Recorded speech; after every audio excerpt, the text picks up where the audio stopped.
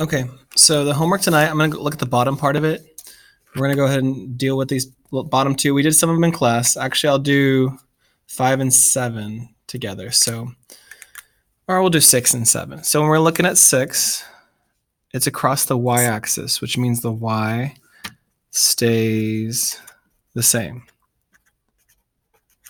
Okay, so if we look at all these coordinates, the y doesn't change. And once you start to get the hang of this, it's so easy.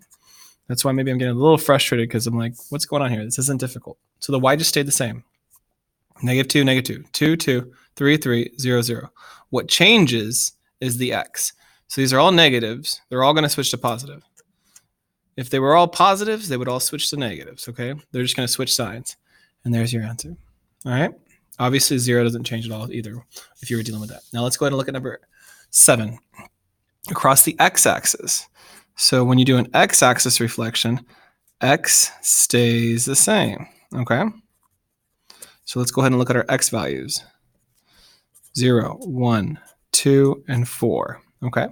Those are all going to stay the same, and we're going to switch the y values. Although 0 can't switch, you can't go with -0, there's no such thing. But the 4 can go to -4, -4, and that one's going to be 0, okay? Pretty easy when you're dealing with coordinates. All right, let's flip it over. Now this one here, y-axis reflection, you should be okay with this one. This one's kind of confusing. Number 10. If you're flipping over the x-axis reflection, that means your line of reflection's right here, right? So we're going to go across from that right there. So we're going 2 spots this way, so we're going to go 2 spots this way. And it's going to be C prime. 3 spots this way, you're going to go 1, 2, 3 spots this way, H prime.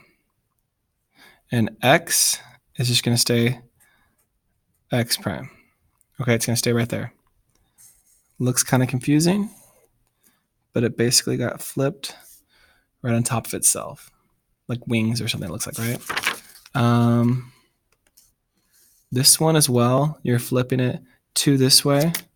So, and we're doing the y-axis now. This is a y-axis reflection. Okay, so it's 2 spots. If A is here, it goes 2 spots here. All right, B is here, we go right here. 1 spot off it. How many spots it is off it, okay? This isn't too difficult. You can handle this. And then we connect them. And there's our wings. Now the bottom part I could see is a little confusing. When we look at this one, we're going to look at try to write a rule, and they're all going to be different types of reflections. So remember that. So either the x's are going to stay the same, and it's an x reflection, or the y's are going to stay the same, and it's a y reflection. If I look at this one, all of my x's stay the same. Well, you're going to be like, well, the y's didn't change. No, the zeros didn't change because you can't do the opposite of a 0. But look at the -4. What did it do? It became +4. So the x's stay the same. So it's an x. You can just even write it this way. It's an x reflection. And you should know what that means. Really, it's an x-axis reflection, right? Okay. And let's look down here.